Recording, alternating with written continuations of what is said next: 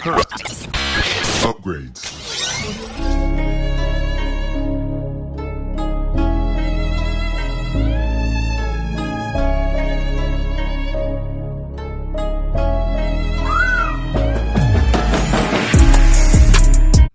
What's going on, everyone? This is Jorge from TeamJVS giving you a quick exclusive review on Loki Season 2, Episode 4.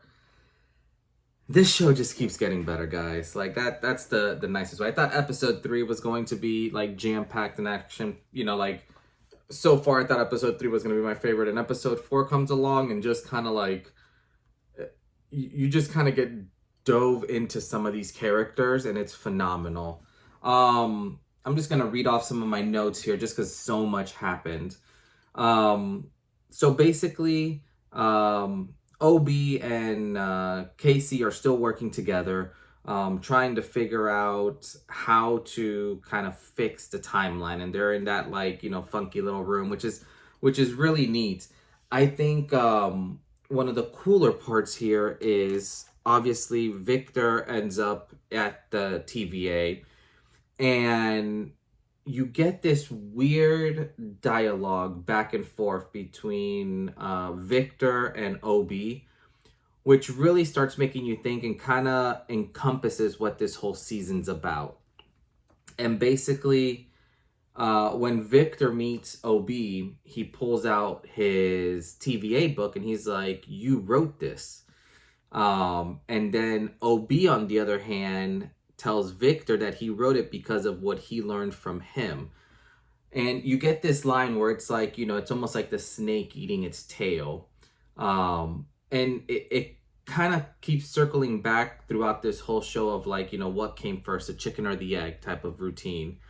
But you have that interaction, and that kind of sets forth a lot of stuff.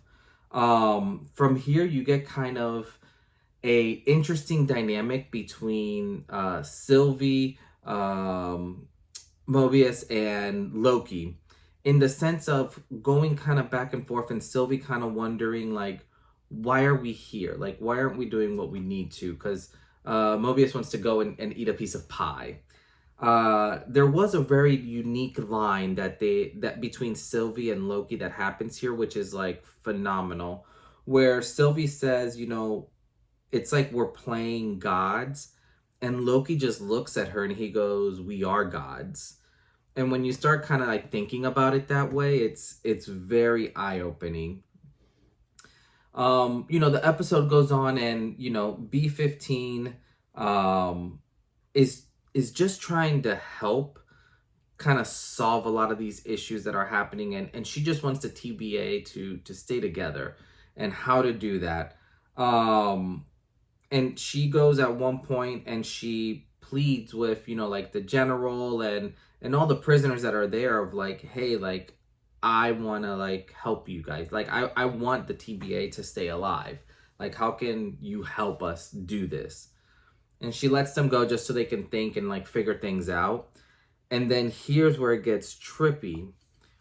Renslayer and Miss Minute basically almost teleport into it. And they start talking to the jail, and they basically, for better lack of words, like, just makes them choose, like, are you going to be with us or against us?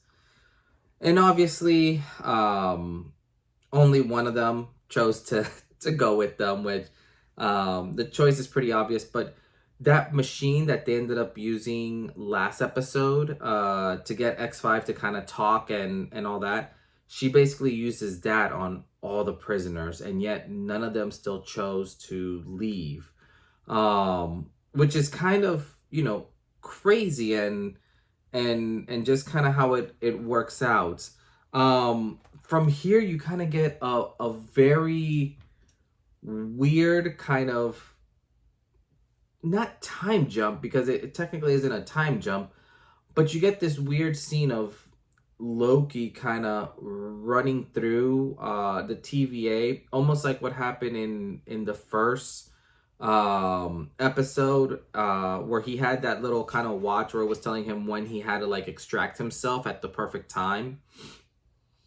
And you start seeing that, but then halfway through, it's kind of going back and forth between Loki present day and Sylvie trying to figure stuff out, but Miss Minute has kind of shut down the TVA. Like, they have no communications there. And you see this dynamic of like, okay, let's just make this work. Something which I thought was really cool. If you reboot the TVA system, it actually brings down the security. And you would think, oh, what's the big deal about that? But when you bring down the security, you're allowed to use magic in there. So instantly, Sylvie and Loki are like, shut off all security just to try to find Miss Minute. But what's intriguing is you go through this whole ordeal, and you start seeing Loki running through, but you start seeing present day Loki running through, which uncovers a really cool scene and a really cool dynamic, which I'm excited to see how that's going to populate, like in the next episodes. But the part that, here's where kind of like the whole chicken and the egg routine. When they finally get Victor back to OB and Casey and everyone kind of joins up, Victor basically says he's the only one who can go into, kind of like the chambers and kind of solve this problem with all the timelines and all this. OB's obviously telling him be careful because there's obviously a lot of radiation. And as soon as Victor enters, he basically gets wiped into oblivion. And here's my theory, especially because of how the special effects were and all that. I think that that's the event that caused all the variants of Khan. Because as soon as he enters, instead of just like disintegrating as it was, he almost disintegrates into tons of what looks like timelines, which I can only imagine will be him getting, shot over to all the timelines and fixing them. But the episode ends there, basically. So you really don't know what happens from there. But it's very interesting because halfway through the episode, there's a time where Victor has a conversation with Renslayer and Miss Minute. And, I think it's Miss Minute who looks at him and says, like, you'll never be him. And she means, like, Kong the Conqueror. So it's going to be so unique to see what happens moving forward. But in terms of making you think and trying to figure out the next step, this season so far, only 4 episodes deep, has been ridiculous. Like, the director is doing this really great play of past, present, and future kind of all molded into one, which obviously makes sense with this being about the TVA, but it's really neat just seeing how it's portrayed and how it's being done. Overall, I mean, so far, I mean, obviously 4 episodes in, like, this is just hitting so many like 100% for me. Like, this is just becoming spectacular. I will say, Jonathan Majors has been destroying this role. Like, him as Victor Timely has been such a highlight for me, and such a huge just such a huge and impactful character, and the way he's playing him, how he's timid at some points, how he's so clever. It's really phenomenal. I'm excited to see what develops from here, like how we go from Victor Timely to Kong the Conqueror. Like that's the transition that I want to see how they portray here, and how they show it. But in terms of making this season, like, it's sucking you in, like, hats off to Marvel. Like, they're doing it. They're making it happen.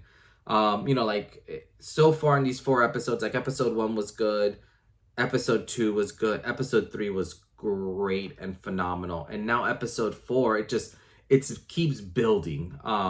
There hasn't been a filler episode, which is awesome, because usually in some of these shows you get like that 1 or 2 filler, and this has just been, all meat, Like there hasn't been any appetizers, any salad. It's just been meat.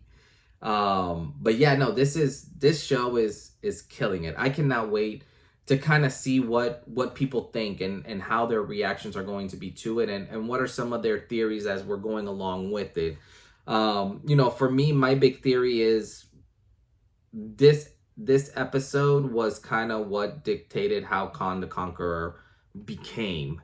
And I don't know the story of Khan the Conqueror, or how he got started, or what the whole thing is, but that's just kind of my theory on what happened. This little hiccup that happened here at the TVA is what started everything.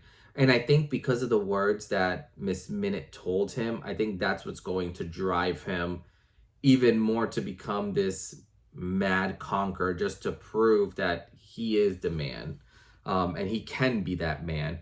But yeah, no, this show is dope, guys. Like that's all. I'm not gonna keep going because I'm just gonna keep repeating myself. But definitely go watch it. Go let me know what you guys think.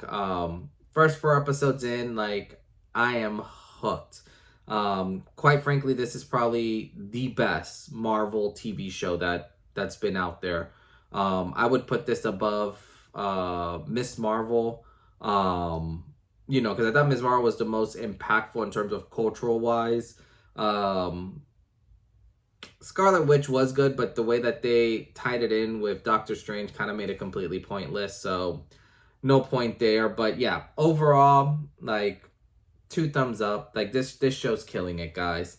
But as always, this is Jorge with Team JVS, and we'll see you next time. Peace.